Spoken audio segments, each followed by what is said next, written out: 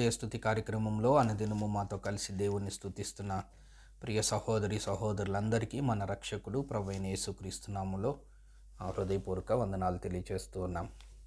నేటి ఉదయకాలమందు మన స్తుతి అంశం గొర్రెల కాపర్లు. లూకాసు వార్త 2వ అధ్యాయం 15వ వచనం నుంచి 18వ వచనం వరకు చదువుకుందాం.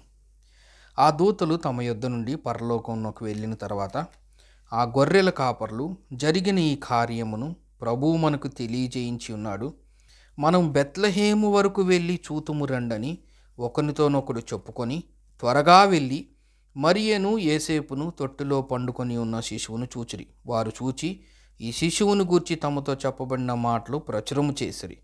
గొర్రెల కాపర్లు తమతో చెప్పిన సంగతులను గూర్చి విన్న వారందరూ మిక్కిలి ఆశ్చర్యపడిరి.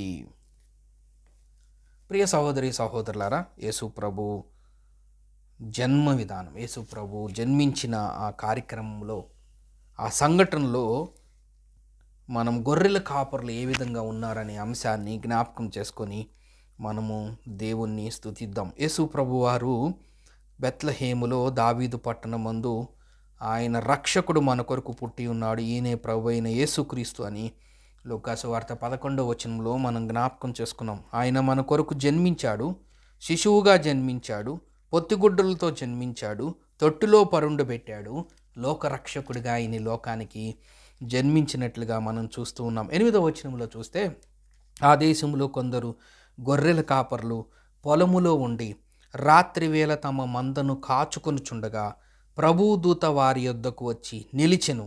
ప్రభువు మహిమ వారి చుట్టూ ప్రకాశించినందున వారు మిక్కిలి భయపడిరి. అయితే ఆ దూత భయపడుకుడి, ఇదిగో ప్రజలందరికీ కలగబోవు మహాసంతోషకరమైన సువర్తమానము నేను మీకు తెలియచేయుచున్నాను.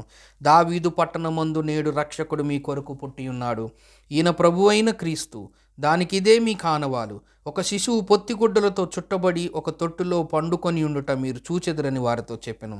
వెంటనే పరలోక సైన్య సమూహం ఆ దూతతో కూడా నుండి సర్వోన్నతమైన స్థలముల్లో దేవునికి మహిమయు ఆయనకి ఇష్టులైన మనుషుల మీద భూమి మీద సమాధానం కలుగుగా కానీ దేవునికి స్తోత్రము చేయుచుండెను.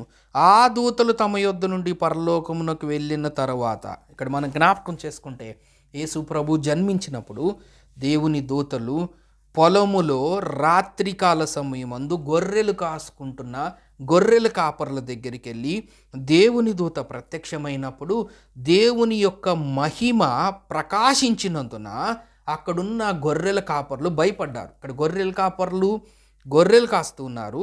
ఎక్కడ కాస్తున్నారంటే పొలములో ఉండి కాస్తున్నారు.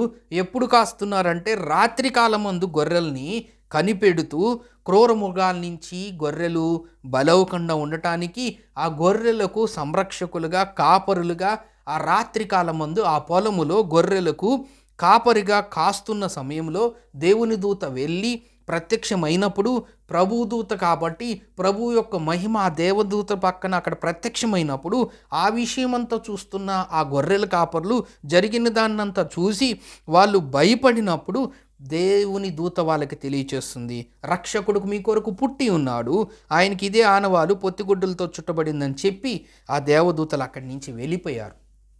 అయితే వెంటనే వీళ్ళు ఏం చేశారు తెలుసా? విని ఊరుకోలేదు.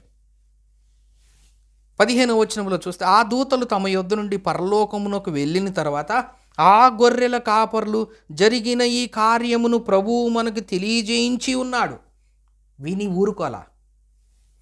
ఎంతోమంది పుడుతుంటారులే అని వాళ్ళు వదిలేలా, మనకెందుకు లేని వదిలేలా. నేను ఇక్కడి నుంచి వెళ్ళిపోతే గొర్రెలు కాసేవాళ్ళు ఎవరుంటారు, క్రూరముఖాల నుంచి బారిన పడకుండా కాపాడేవాళ్ళు ఎవరుంటారు అని ఆలోచన చేయలా. అక్కడితో ఆ విషయాన్ని వాళ్ళు విడిచిపెట్టలా, దాన్ని వదిలేయాల, లైట్గా తీసుకోవాలా, విని ఇటు నుంచి ఇటు వదిలేసినట్టుగా చేయాల. వాళ్ళు ఏం చేస్తున్నారు? గొర్రెల కాపులు ఈ జరిగిన కార్యమును ప్రభువు మనకు తెలియజేయించున్నాడు, మనము బెత్లెహేము వరకు వెళ్ళి చూతము రండి, మనము బెత్లెహేము వరకు వెళ్ళి చూతము రండి అని ఒకరితో ఒకటి చెప్పుకొని త్వరగా వెళ్ళారు. ఆలస్యం చేయలా. రిజర్వేషన్, కంఫర్ట్, రేపు వెళ్దాంలే ఎల్లుండి వెళ్దాంలే అని లేకుండా ఒకళ్ళకొకళ్ళు ఆలోచించుకొని ఒకళ్ళకొకళ్ళు మాట్లాడుకొని త్వరగా వెళ్ళనే మాటను మనం చూస్తున్నాం. గొర్రెల కాపర్ల యొక్క వాళ్ళ యొక్క అభిలాష, వాళ్ళ యొక్క కోరిక రక్షకుడిని చూడాలని, రక్షకుడి వైపు సమీపించాలని, దూరముగా ఉన్న మనల్ని సమీపస్తులుగా చేయటానికి ఆయనే పరలోకము నుండి ఈ భూలోకానికి దిగివచ్చాడు. మానవుల మధ్యలోకి, భూమి మీదకి ఆయన దిగివచ్చాడు. ఎందుకంటే మనం ఒకప్పుడు దూరస్థలంగా ఉన్నాం, ఆయనకి దూరం అయిపోయాం, ఆయన్ని మనం తృణీకరించాం, ఆయన చెప్పిన ఆజ్ఞను మనం మితిమీరాం. ఆజ్ఞ అతిక్రమమే పాపమై ఉండి పాపం చేస్తున్న వారంగా మనం ఉన్నాం. అలాంటి పాపం చేస్తున్న మన దగ్గరికి, దూరం అయిపోయిన మన దగ్గరికి ఆయన సమీపంగా వచ్చాడు. ఆ విషయం తెలుసుకున్న గొర్రెల కాపర్లు ఆలస్యం చేయకుండా, గొర్రెల కాపర్లై ఉండి గొర్రెల మందలను కాయాల్సిన వాళ్ళు మాట్లాడుకొని త్వరపడి ఈ మాట ఈ ఉదయకాలం ముందు మనం జ్ఞాపకం చేసుకోవాలి. త్వరపడి వెళ్ళి రక్షకుడిని చూడాలి, రక్షకుని సమీపానికి వెళ్ళాలి, రక్షకుడి దగ్గరికి వెళ్ళి స్తుతించాలి, ఆయన గణపరచాలి, ఆయన మహింపరచాలి, ఆయన ఆరాధించాలి, ఆయన పూజించాలి, ఆయన కానుకలు సమర్పించాలి, ఆయన యొక్క ఉన్నతత్వాన్ని హెచ్చించాలనే విషయంతో వాళ్ళు త్వరగా వెళ్ళి మరియా యేసేపును తొట్టులో పడుకొని ఉన్న శిశువును చూచిరి. వారు చూచి ఆ శిశువును గూర్చి తమతో చెప్పబడిన మాటలు ప్రచురం చేసిరి. గొర్రెల కాపర్లు తమతో చెప్పిన సంగతులను గూర్చి విన్న వారందరూ మిక్కిలి ఆశ్చర్యపడినట్లుగా మనం చూస్తున్నాం. గొర్రెలు విడిచి శిశువును చూడటానికి వెళ్ళిన గొర్రెల కాపర్లు అంటే ప్రభువు కోసం తమ పనుల్ని, ప్రభువు కోసం తమ గొర్రెల్ని, ప్రభువు కోసం తమ ఆస్తిని, ప్రభువు కోసం తమ సంపదను, ప్రభువు కోసం తమ కార్యాలని, రక్షకుడిని చూడాలని, రక్షకుడిని స్తుతించాలని, రక్షకుడిని మహింపరచాలని, రక్షకుడిని గణపరచాలని, రక్షకుడిని ఆరాధించాలని, రక్షకుడి కానుకలు సమర్పించాలనే ఉద్దేశంతో వాళ్ళు ఎలా వెళ్ళారు? ఆలస్యంగా కాకుండా త్వరపడి వెళ్ళినట్లుగా మనం చూస్తున్నాం. ఇట్టి గొప్ప గొర్రెల కాపర్లని మనకెంతైనా మాదిరికారు. అటువలే మనం కూడా ప్రభువు కొరకు ఎన్ని పనులు ఉన్నా, ఏమున్నా, ఆయన ఎందుకు జన్మించాడో ఆ జన్మము యొక్క ఉద్దేశం, సంతోషము, పండగలు, ఇష్టమైన వంటలు, ఇవన్నీ సంతోషంగా చేయటం. దేవుడు మన హృదయాల్లో జన్మించి ఆయన ఎందుకు జన్మించాడు, అసలు ఆయన ఎందుకు ఈ లోకానికి వచ్చాడు, ఆ ఉద్దేశాన్ని తెలుసుకొని ఆ ఉద్దేశం ప్రకారం మనం జీవిస్తే సంతోషమే. ఇక్కడ గొర్రెల కాపర్లు కూడా తమ పనులన్నీ మానుకొని, తమ సంపదను మానుకొని యేసుక్రీస్తుకు ప్రాధాన్యత ఇచ్చారు. ఇది గొర్రెల కాపర్ల విషయంలో మనం నేర్చుకోవాల్సిన అంశం. వాళ్ళు క్రీస్తుకు ప్రాధాన్యత ఇచ్చారు. యేసును చూడటానికి, యేసు ప్రభు సమీపానికి వెళ్ళటానికి, ఆయన్ని పూజించి మహింపరచటానికి, ఆయన గణపరచటానికి వాళ్ళు ప్రాధాన్యత ఇచ్చారు. అంతేకాదు ప్రచురపరిచారంటున్నారు. వాళ్ళు చూడటమే కాకుండా అనేక మందికి తెలియచేశారు, అంటే సువార్తను ప్రకటించారు. మనము కూడా ఒకప్పుడు దేవునికి దూరస్తులమై ఉంటుండగా దేవుడు మనల్ని సమీపస్తులుగా చేశారు, ఆయనకి దగ్గరగా వచ్చారు.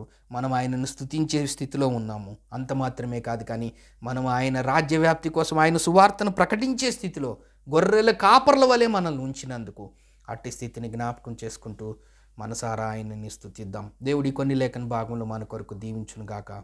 ప్రార్థన చేసుకుందాం. ప్రేమగల తండ్రి, నమ్మకమైన మా దేవ, మీ జన్మ విషయంలో గొర్రెల కాపర్లు ఏ విధంగా మిమ్మల్ని చూడాలని, మీ సమీపానికి రావాలని ప్రాధాన్యత ఇచ్చారు, అట్టి ప్రాధాన్యకరమైన జీవితాన్ని మాకు అనుగ్రహించినందుకు మీకు స్తోత్రం వందనములు తెలియజేస్తూ యేసు క్రీస్తు నామమున స్తోత్రం చెల్లించి ప్రార్థన చేస్తున్నాం తండ్రి. ఆమేన్.